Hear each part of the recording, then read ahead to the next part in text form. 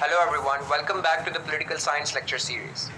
In the previous lecture we discussed the fundamental theory of the parliamentary and presidential democracies और हमने briefly उनके comparison को discuss किया था. Today we'll be doing the past paper question which is very important कि parliamentary democracies को क्या principal advantages और disadvantages हैं presidential democracies में. तो ये multiple times question आ चुका है past paper में. अच्छा, अब इस question को हम answer जिस तरीके से कर रहे हैं क्योंकि हम पहले बताएंगे पार्लियामेंट्री डेमोक्रेसीज के एडवांटेजेस ओवर प्रेसिडेंशियल सिस्टम. तो ऑटोमेटिकली अगर पेपर में लेट से सवाल आता है कि प्रेसिडेंशियल के पार्लियामेंट्री पे वो फायदे और नुकसान बताएं, तो ये चीज़ें रिवर्स हो जाएंगी. यानी all these things which are advantages over presidential, these are the disadvantages of presidential over parliamentary. तो you can reverse the two. तो सबसे पहला एडवांटेज जो पार्लियामेंट्री सिस्टम को प्रेसिडेंशियल सिस्टम के ऊपर है वो ये है कि there is a coordination between legislator and executive. Since both are part of the legislator, it's easy to cooperate on those matters.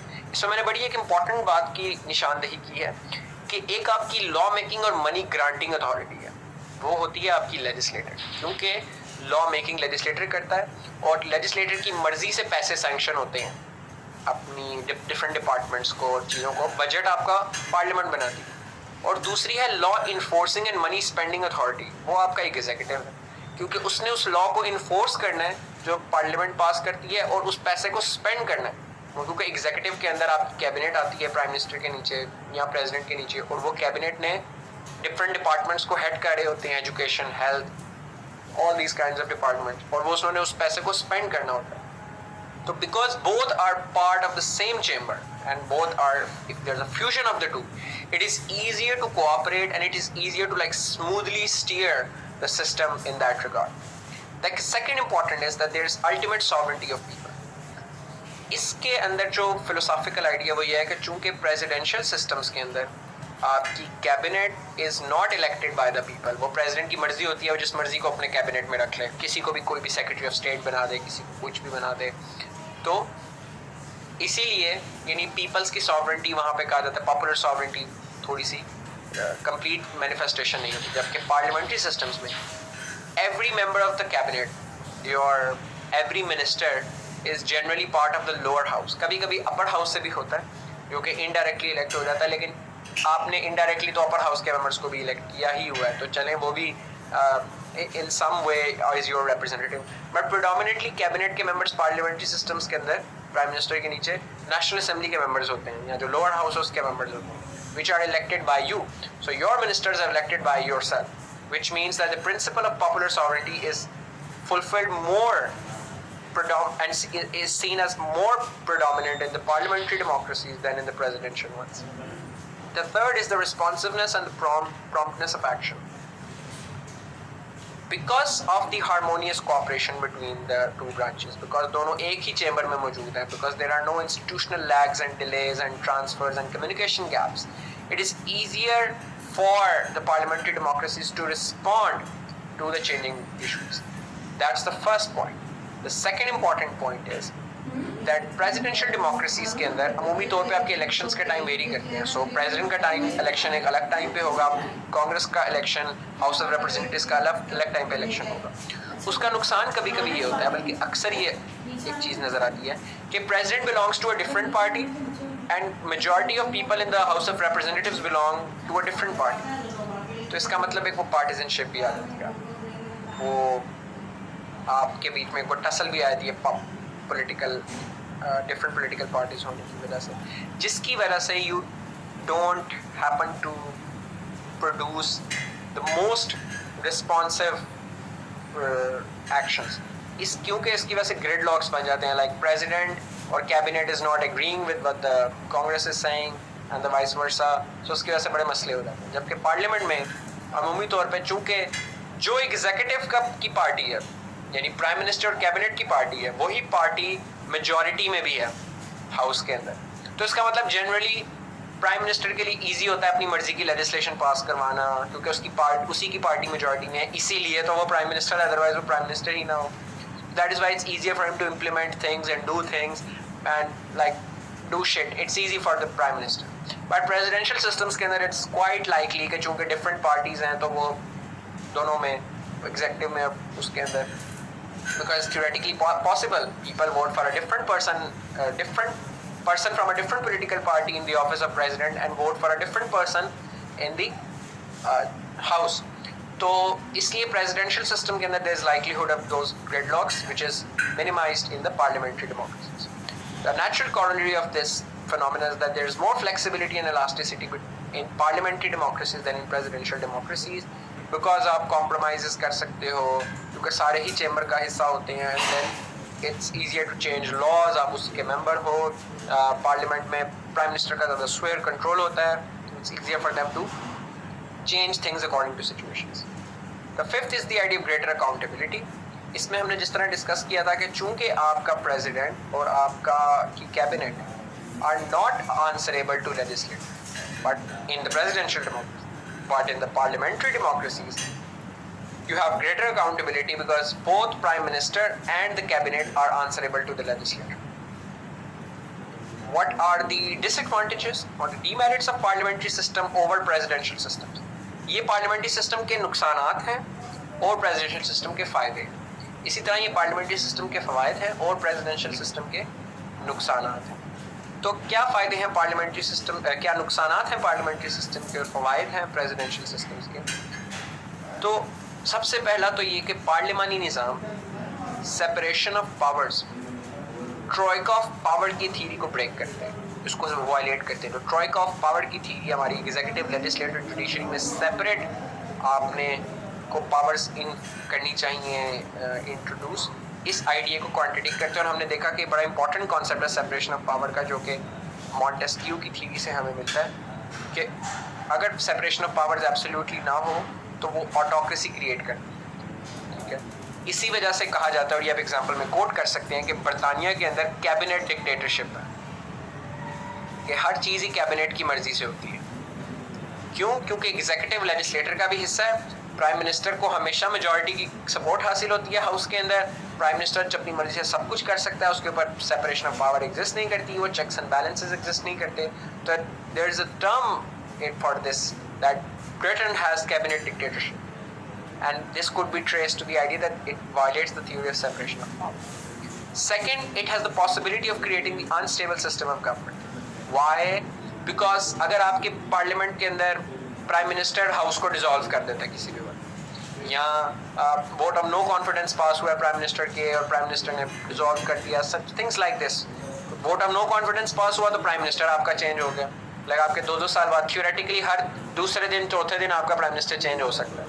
Pakistan की तारीख देखें तो किसी भी प्राइम मिनिस्टर ने अपना वक्त पूरा नहीं किया, बट वो तो चलें, देवर आउटस्टेड ऑफ पाकिस्तान के prime ministers, but vote of no confidence से भी आपके बहुत सारे प्रेसिडेंट्स प्राइम मिनिस्टर्स उतरते रहे. तो ये अमेरिका, बरतानिया में भी इस तरह आपको नज़र आता है. वोट ऑफ नो कॉन्फिडेंस के ज़रिए किसी भी टाइम बरतानिया का प्राइम मिनिस्टर उतारा जा सकता है, पाकिस्तान का उतारा जा सकता है, इंडिया का उतारा जा सकता है, लेकिन प्रेसिडेंट को नहीं उतारा जा सकता. यानी ये नहीं हो सकता कि हाउस कहे कि आज हमारा दिल कर रहा है प्रेसिडेंट को उतार देंगे तो हम उतार. प्रेसिडेंशियल इलेक्शन का एक फिक्स्ड टेन्योर है, फिक्स साइकिल है, उसी पे उसके इलेक्शंस होंगे. Unless there is a gross misconduct done by the president, फिर उसकी इम्पीचमेंट करती है. पर हाउस और इम्पीचमेंट का प्रोसेस बहुत कॉम्प्लेक्स है. That is why no president in the history of the United States have been impeached. एक इम्पीचमेंट की हेयरिंग आई थी latest lead for Bill Clinton on Monica Lewinsky affair. Before that for you had for Andrew Johnson.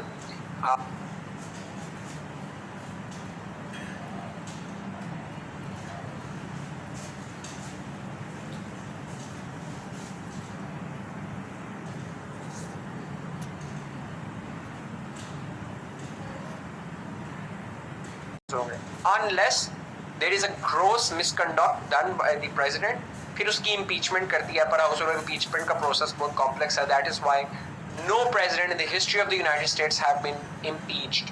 एक impeachment की hearing आई थी latest lead for Bill Clinton on Monica Lewinsky affair. Before that for you had for Andrew Johnson, and you also had impeachment for Richard Nixon on Watergate scandal. लेकिन none of them were impeached. ये hearing हुई थी, but none of them were impeached by the House. तो presidents generally fix schedule की वजह से वो एक स्टेबल गवर्नमेंट चलती रहती है.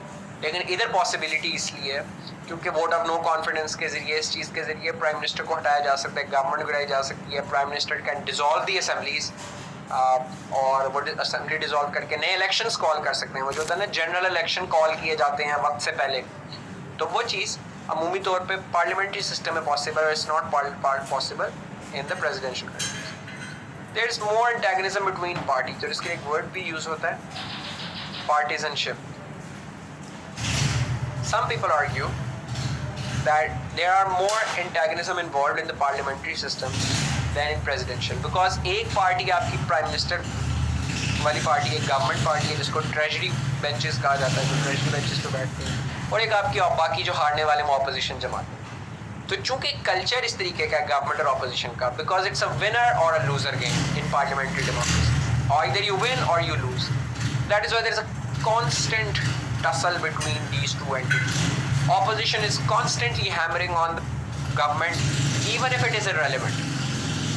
Like वो menial issues को भी, जो irrelevant issues को भी आपको न सामने नजर आता है कि वो उसको constantly criticize करते रहते हैं। तो ये वो फीचर है जो कि एंटेगनिज्म को जनरेट करता है। जबकि प्रेसिडेंशियल सिस्टम में रूम मौजूद होता है, क्योंकि बहुत दफ़ा वो मुख्तलिफ इलेक्शंस हो रहे हैं, प्रेसिडेंट का अलहदा टाइम पे हो रहा है, हाउस का अलहदा टाइम पे हो रहा है, तो इट्स वेरी इजी कि आपका पार्टीज़ को इस तरह एडजस्टमेंट मिल जाए कि एक पार्टी का प्रेसिडेंट है और दूसरी पार्टी की हाउस में मेजॉरिटी है, तो उसकी वजह से एंटेगनिज्म कम होने का भी थ्योरेटिकली प्रोबेबिलिटी है।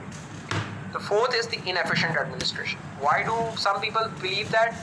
It's because आपकी कैबिनेट आपकी डिफरेंट मिनिस्ट्रीज और डिपार्टमेंट्स की हेड होते हैं, इंचार्ज होता है, and your cabinet is suppose to steer the wheel of the government, उसने एडमिनिस्ट्रेशन करनी होती है। पार्लियामेंट्री डेमोक्रेसी में चूंकि एक रिस्ट्रिक्शन है कि आपकी मिनिस्टर्स आपके कैबिनेट के they can only come from the parliament, which means कि इट्स वेरी लाइकली कि the people who are heading different departments are not experts in their field. Like अभी की कैबिनेट उठा के देख लें, पिछली कैबिनेट उठा के देख लें पाकिस्तान में, none of those people have academic backgrounds or technical expertise in their departments. Like आपका water and power का जो इंचार्ज है, मिनिस्टर है, is generally does not have technical expertise in that, but he is nonetheless the minister. तो क्योंकि parliamentary system में room ही नहीं है, पॉसिबल ही नहीं है आपका मिनिस्टर उस तरीके से it could happen by sheer luck और chance, but generally it's not possible क्योंकि आपने उसी लॉट में से चूज करना है। But in the presidential systems by contrast, the president can pick and choose anyone. So oftentimes presidents choose very expert people for the expert positions, and right man for the right job वाला काम presidential democracy के अंदर, cabinet के अंदर आसान होता है। The fifth is the monopolization of political power. Because you have a fusion of executive and legislator, और executive की अमूमी तौर पे लेजिस्लेटर में भी मेजॉरिटी होती है, because otherwise that wouldn't be an executive, क्योंकि आप अगर मेजॉरिटी में हो पार्लियामेंट में तो ही आपका प्राइम मिनिस्टर बनेगा। तो इसीलिए आपका प्राइम मिनिस्टर भी आपका होता है, पार्टी भी आपकी होती है, सेपरेट चेक एंड बैलेंसेस का सिस्टम कम हो जाता है, जिसकी वजह से ऑटोक्रेसी का आपकी प्रोबेबिलिटी इंक्रीज हो जाती है इस तरह। तो ये वो चंद चीज़ा एडवांटेजेस और डिसएडवांटेजेस हैं इन दोनों सिस्टम्स के एक दूसरे।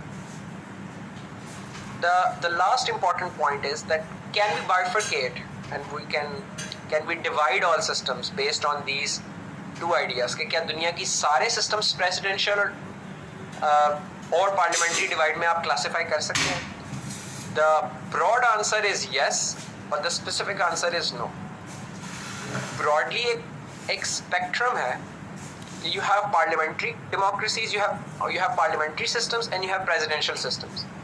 And you have certain countries which take both. जैसे फ्रांस है, फ्रांस को सेमी प्रेसिडेंशियल सिस्टम कहा जाता है कि जहाँ आपका प्रेसिडेंट भी है और आपका प्राइम मिनिस्टर भी है, और प्रेसिडेंट को कुछ इंपॉर्टेंट पावर्स हैं। वो अमेरिकन प्रेसिडेंट से कम पावरफुल है, फ्रेंच प्रेसिडेंट, लेकिन वो पाकिस्तानी प्रेसिडेंट से ज़्यादा पावरफुल है।